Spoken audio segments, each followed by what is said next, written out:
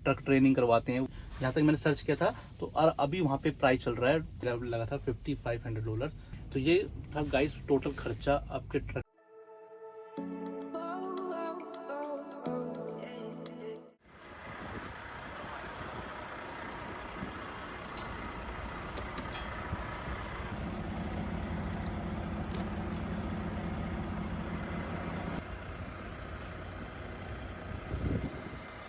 और आज का वेदर भाई बहुत ख़राब है बाहर का, फ्रीजिंग रेन हो रही है। मतलब कि अब मैंने आपको स्टार्टिंग में थोड़ी क्लिप दिखाई थी ना, तो ऐसे करते करते वेदर खराब और ज़्यादा खराब हो रहा है यहाँ पे। हेलो गाइस, कैसे हो आप सब? मैं हूँ विकास सैरावा। तो guys thank you so much, last week की वीडियो को बहुत ही अच्छा रिस्पॉन्स मिला है, बहुत ही अच्छे अच्छे कमेंट्स आए हैं, बहुत ही ज़्यादा प्यार मिला उस वीडियो को। Thank you so much. अगर आपने उस वीडियो को नहीं देखा जो मैंने लास्ट वीक डाली थी, वो वीडियो थी ट्रक ड्राइवर की सैलरी के ऊपर थी कि कनाडा में कितनी सैलरी मिलती है ट्रक ड्राइवर को। अगर आपने नहीं देखी तो प्लीज़ देख लेना उस वीडियो को। ट्रकिंग में जाना हो, अगर ट्रकिंग लाइन में आना है और तो उस वीडियो को जरूर देखना, तो आपको थोड़ा एक आइडिया मिल जाएगा कि कितनी आपकी सैलरी बन सकती है किस सेक्टर में। तो गाइस आज की वीडियो में हम बात करने वाले हैं कि ट्रक ड्राइवर का लाइसेंस बनता कैसा है कनाडा में। ओके, तो गाइस इस वीडियो में हम दो कैटेगरी को डिस्कस करने वाले हैं। एक वो लोग हैं जो इंडिया में बैठे हैं अभी या अपनी अपनी कंट्रीज में बैठे हैं और कनाडा आने की सोच रहे हैं, ठीक है, और उन्होंने अभी तक अपने इंडिया या अपनी अपनी कंट्रीज में लाइसेंस नहीं बनाया, कार का लाइसेंस नहीं बनाया है, उनके बारे में बात करेंगे। और दूसरी बात वो है जो अभी तक उन्होंने कार का लाइसेंस नहीं बनाया पर वो कनाडा आ चुके हैं। और तीसरी कैटेगरी वो है जो उन्होंने कनाडा में ही है और कार का लाइसेंस भी बना चुके हैं अच्छे से, और बस वेट कर रहे हैं कि नेक्स्ट स्टेप ट्रक का लाइसेंस कैसे बनाना है। तो इस वीडियो में हम तीनों कैटेगरीज को डिस्कस करेंगे कि कैसे कैसे आपको अपने स्टेप्स लेने हैं और आप कैसे आगे जाके अपना ट्रक के लाइसेंस बना सकते हैं। तो हम पहली कैटेगरी की बात करते हैं जो इंडिया में बैठे हुए हैं और कार का लाइसेंस भी नहीं बनाया और उनकी एज अराउंड 18 से ऊपर हो रखी है। तो गाइस प्लीज अपना लाइसेंस बना लो। जब तक आप कनाडा का प्रोसेस स्टार्ट करोगे, आओगे, इतना आपका एक्सपीरियंस थोड़ा बढ़ जाएगा। अगर आप 12th में हो और सोच रहे हो कि ग्रेजुएशन के बाद आएंगे, इंडिया से कनाडा आएंगे, तो प्लीज़ अभी लाइसेंस बना लो। 3 साल का आपका उस पर एक्सपीरियंस चढ़ जाएगा। ड्राइविंग करो वहाँ पे, इंडिया में ड्राइविंग करो। ड्राइविंग का लाइसेंस जरूर बनाना कार का। उससे क्या होगा, आपके पास 3 साल का या 2 साल का एक्सपीरियंस हो जाएगा ड्राइविंग का ऑन पेपर। आपके लिए यहाँ वो चीज़ बेनिफिट करेगी कनाडा में आके। इसलिए आप अभी तक आपने लाइसेंस नहीं बनाया तो प्लीज़ बना लेना। और जिन्होंने लाइसेंस बना रखा है उनके लिए बता देता हूँ, अगर उन्होंने लाइसेंस बना रखा है और सोच रहे हैं इंडिया से कनाडा आने की, तो आने से पहले अपना एब्स्ट्रैक्ट जरूर लेके आना। मतलब ड्राइविंग का एब्स्ट्रैक्ट होता है, आपका ड्राइविंग का रिकॉर्ड होता है, तो उसमें पता होता है कि आपने कितने एक्सीडेंट करे या कितने यहाँ पे टिकट्स वगैरह, तो उसमें सब कुछ मेंशन होता है। तो आपके लिए ही बेनिफिट होगा अगर वो आप एब्स्ट्रैक्ट को इंडिया में हो जब आप कनाडा आ रहे हो तो उसको लेके जरूर आना। और यहाँ पे मोस्टली एब्स्ट्रैक्ट एक्सेप्ट करते हैं जो 1 साल से ऊपर का हो या 2 साल से। हाँ, हर स्टेट का अलग अलग सिस्टम है। तो ओंटारियो में मेरे पास ऑलरेडी 5 साल का एक्सपीरियंस था ड्राइविंग का, तो मेरे को कोई इशू नहीं आया। जो रिसेंटली बना रहा लाइसेंस और उसका एक्सपीरियंस थोड़ा कम होगा, पर ट्राई करना कि 1 साल से ऊपर का ही हो तो बेटर है, वरना यहाँ पे वो एक्सेप्ट नहीं करते। यहाँ पे 3 कैटेगरीज होती है कार लाइसेंस में, जैसे कि G1, G2 और G। और ऐसे ही मोटरसाइकिल का सेपरेट लाइसेंस होता है यहाँ पे M1, M2 और M। तो ऐसा नहीं है कि आप जैसे इंडिया में होता है एक ही लाइसेंस पे हम गाड़ी भी चला लेते हैं और मोटरसाइकिल वगैरह भी चला लेते हैं, मतलब 2 व्हीलर चला लेते हैं और 4 व्हीलर चला लेते हैं। तो यहाँ पे हमें सेपरेट लाइसेंस बनाना पड़ता है। तो अगर आपने अभी तक लाइसेंस नहीं बनाया कनाडा में रह के, तो अपना प्रोसेस स्टार्ट कीजिए। सबसे पहला स्टेप है आपका जीवन का। उसमें आप एक नॉलेज टेस्ट दोगे, कंप्यूटर पे बैठोगे, MCQ क्वेश्चन होंगे आपके, जिसमें आप 4 ऑप्शन होंगे। आपको ट्रैफिक साइन शो करेंगे या आपसे एक रूल पूछेंगे, आप उसको देखेंगे आप कैसे रिएक्ट करते हो, तो उस हिसाब से उनके वो आंसर होंगे। आपको बस सिर्फ चूज करना होता है आंसर को। आपको 23 ठीक करने होते हैं। आप सिर्फ 7 क्वेश्चन ही गलत कर सकते हो, उससे ज़्यादा अगर आप 8 करोगे तो आप फेल हो जाओगे जीवन में। पर वो कुछ नहीं है, आपको $16 एक्स्ट्रा दोबारा पे करके आप दोबारा बैठ सकते हो, ठीक है। ट्राई करना कि आप एक ही बार में अटेम्प्ट क्लियर करो तो बढ़िया है, क्योंकि ज़्यादा डिफिकल्ट तो होता नहीं है वो। आप एक दिन पहले आप प्रिपेयर करो तो अच्छा रहेगा, आप इजीली आप उसको पास कर सकते हो।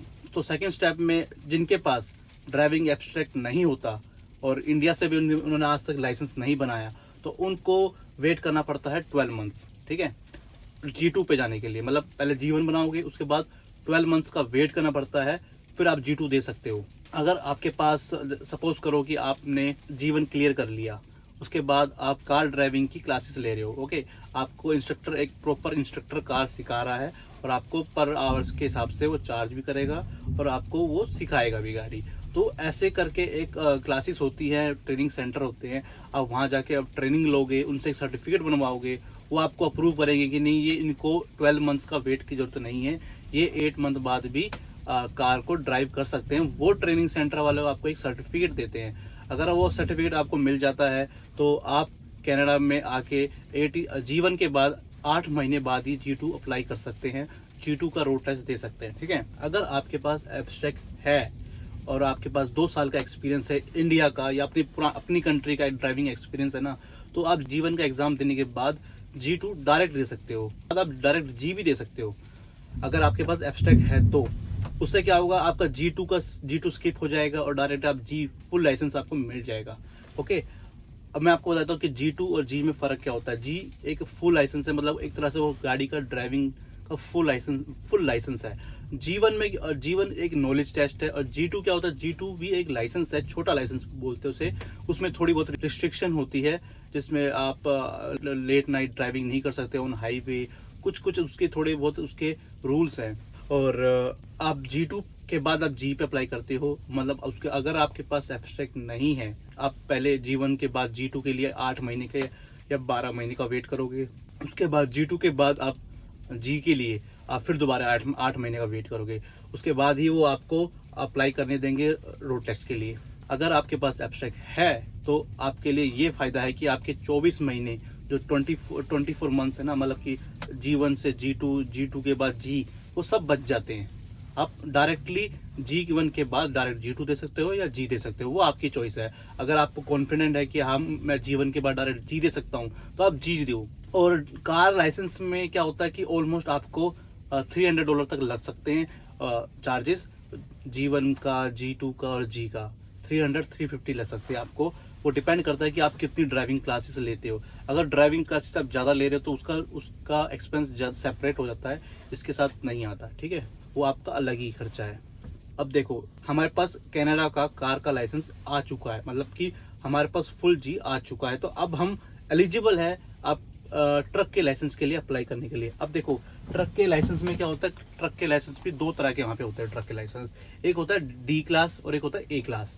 ओके, A क्लास में क्या होता है, आप A क्लास में वो लाइसेंस होता है जिसमें ट्रेलर के साथ जो कनेक्ट करके ट्रक बनता है, उसको A क्लास वाले कैटेगरीज में आते हैं।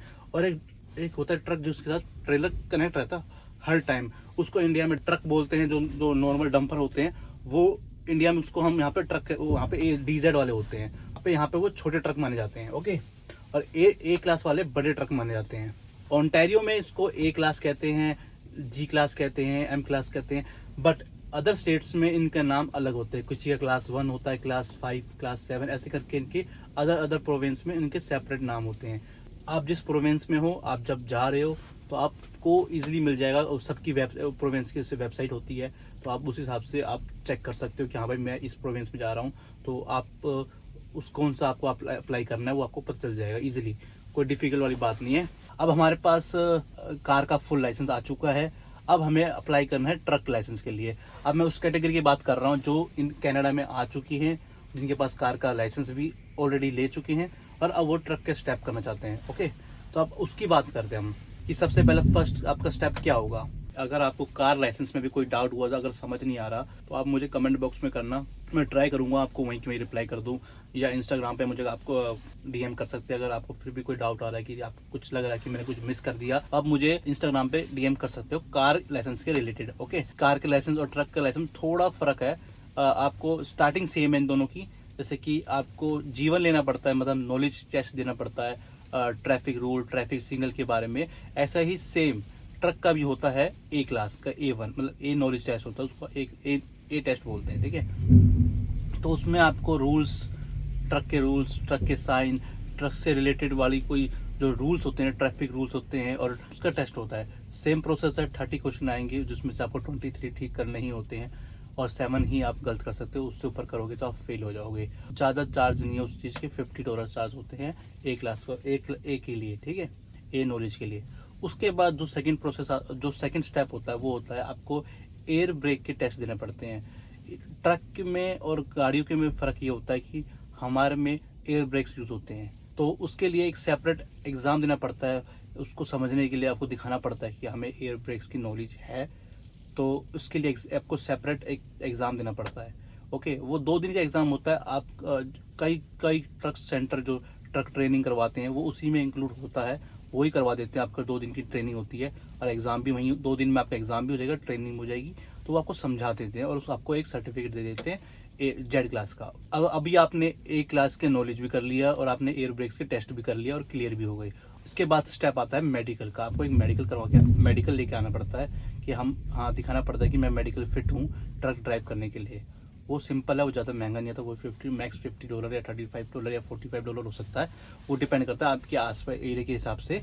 तो 45 मैक्स 50 हो सकता है, ठीक है। ए नॉलेज का $50 लगता है, मेडिकल $50 हो गया। ओके, एयर ब्रेक का जो टेस्ट है वो आप ट्रक ट्रेनिंग के सेंटर के साथ कवर कर सकते हैं। अगर आप किसी ट्रक ट्रेनिंग को जाओगे, उन्हें बोलोगे कि वैसे से मुझे ट्रक ट्रेनिंग भी लेनी है, तो उससे पहले वो आपको एयर ब्रेक्स के ट्रेनिंग का ही देगा। ओके, तो अब आपका नेक्स्ट स्टेप क्या होता है, आपको ट्रक ट्रेनिंग सेंटर ज्वाइन करना पड़ता है।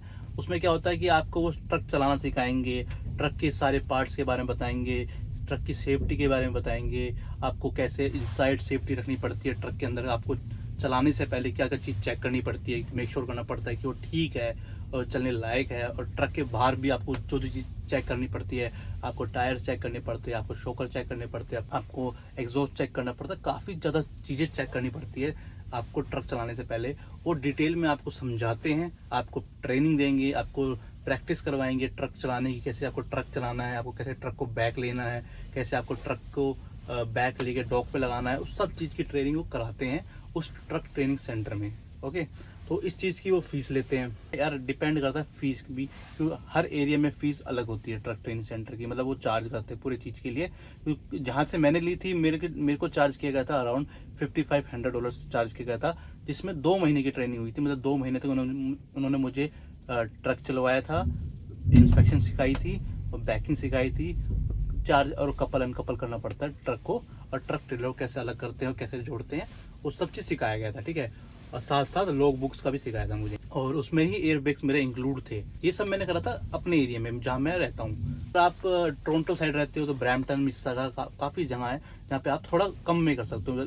जहाँ तक मैंने सर्च किया था तो अभी वहाँ पे प्राइस चल रहा है $4500 में आप कर सकते हो। 4000 या 4500 में आप कर सकते हो इजीली, अगर आप मिसिसागा या ब्रैम्पटन के पास रहते हो। हाँ, अब अलग प्रोविंस के चार्जेस अलग होते हैं। दूसरे प्रोविंस में जा रहे हो तो आपको खुद सर्च करना पड़ेगा। आप ट्रक सेंटर जा सकते हो। मुझे सिर्फ यही पूछना है कि आप कितने चार्ज करते हो ट्रक ट्रेनिंग के, बस सिंपल सी बात है। BC वगैरह आप जाते हो या अल्बर्टा, कैलगरी, अलग अलग साइड में हो तो उनके प्राइजेस अलग होते हैं। मैं अपने प्राइस बताऊंगा जो मैंने एक्सपीरियंस किया है, जो मैंने पे किया है, वो मैं सब वही बताऊंगा। मैं दूसरे प्रोविंस का नहीं बता सकता क्योंकि तो उसका मुझे कोई आइडिया नहीं है। ऑलमोस्ट 2 महीने की आपकी ट्रक ट्रेनिंग होगी, जिसमें आपको ट्रक चलाना सिखाएंगे, सब कुछ इंस्पेक्शन वगैरह A to Z आपको सब सिखाएंगे। रोड टेस्ट में क्या होता है, आपकी 4 कैटेगरीज होते हैं। जो आपको सिखाया जाता है ना, उसमें ही आपका एक टेस्ट पूरा 4 में डिवाइड होता है। पहले आपसे वो इंस्पेक्शन करवाएंगे, ट्रक की इंस्पेक्शन कर दो अंदर से बाहर से। ओके, ये होगी आपकी एक कैटेगरी। और दूसरी कैटेगरी आती है, फिर आपको करवाएंगे ट्रक की कपल एंड अनकपल। मतलब ट्रक ट्रेलर एक साथ खड़ा होगा, उसको अलग करो, फिर दोबारा साथ में मिलाओ, बस ये होगा दूसरा टेस्ट। तीसरा टेस्ट होता है, उसमें आप बोलेंगे आपको बैक करो, और आपको 10 मिनट मिलते हैं। 10 मिनट्स का आपका टाइम होता है कि आपको ट्रक को बैक करके एक स्पॉट पे लगाना पड़ता है। वो एल बैक भी हो सकती है, जिसको आप कहते हैं ना 90 डिग्री बैक, वो भी हो सकती है। एक हो सकती है आपकी पैरेलल पार्किंग बैक। ये दो तीन बैक होती है। तो आपको चांस देते हैं फिर वो कि आप रोड पे चलो, आप रोड पे लेके जाओ। मतलब आपको मेन ट्रैफिक में लेके जाते हैं और फिर वहाँ पे आपसे टर्निंग करवाते हैं कि कई बार टर्न करवाएंगे आपसे, लेफ्ट करवाएंगे, राइट करवाएंगे और इमरजेंसी स्टॉप करवाएंगे। तो काफ़ी चीज़ होते हैं, ठीक है।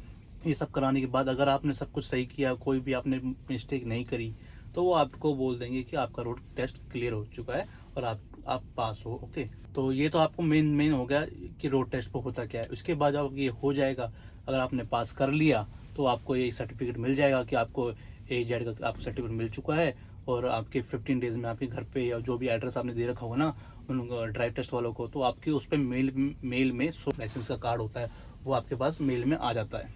तो ऐसे आप बना सकते हो लाइसेंस अपना। टोटल खर्चा मैं बता देता हूँ। देखो, कार का लाइसेंस का टोटल खर्चा होता है 300 से 350 आप पे डिपेंड करता है। अगर उससे ऊपर आप क्लासेस वगैरह ले रहे हो, एक्स्ट्रा चार्ज करवा रहे हो कहीं किसी चीज़ के लिए, कि अगर आपके पास गाड़ी नहीं है टेस्ट देने के लिए, आप इंस्ट्रक्टर की ही गाड़ी यूज़ कर रहे हो तो आपका एक्स्ट्रा चार्ज उसका भी करेगा। तो वो डिपेंड करता है कि आप आपके सिचुएशन पर डिपेंड करता है। मोस्टली आपका 300 या 350 लगता है, मतलब मिनिमम आपका 300 350 लगता ही है कार लाइसेंस में। और जो ट्रक लाइसेंस में डिपेंड करता है आपकी सिचुएशन क्या है, आपकी लोकेशन क्या है, आपका प्रोविंस क्या है। मेरे प्रोविंस में ओंटारियो में मेरे लोकेशन के आसपास मेरा लगा था $5500 ट्रक ट्रेनिंग का, और 110 मेरा लगा था मेडिकल और A क्लास के एग्ज़ाम देने में। तो ये था गाइस टोटल खर्चा आपके ट्रक ड्राइवर लाइसेंस बनाने का कनाडा में। तो अगर आपको वीडियो अच्छी लगी हो तो प्लीज़ गाइस लाइक जरूर करके जाना, और अगर चैनल पर न्यू हो तो प्लीज़ सब्सक्राइब करना यार। और अगर कुछ भी आपको लगा कि कुछ मिस आउट हो गया या कुछ भी डाउट है तो आप कमेंट बॉक्स में आप मुझे कर सकते हो कमेंट, और इंस्टाग्राम पे भी DM कर सकते हो, वहाँ पे मैं जब आपको थोड़ा जल्दी रिप्लाई कर सकता हूँ क्योंकि मैं इंस्टाग्राम पे थोड़ा ज़्यादा एक्टिव रहता हूँ। तो गाइज आज की वीडियो आपको अच्छी लगी तो प्लीज़ लाइक जरूर करके जाना, सब्सक्राइब कर देना चैनल को, और कमेंट करना अगर आपको कोई डाउट हो तो। गाइज मैं आपको मिलता हूँ नेक्स्ट वीक।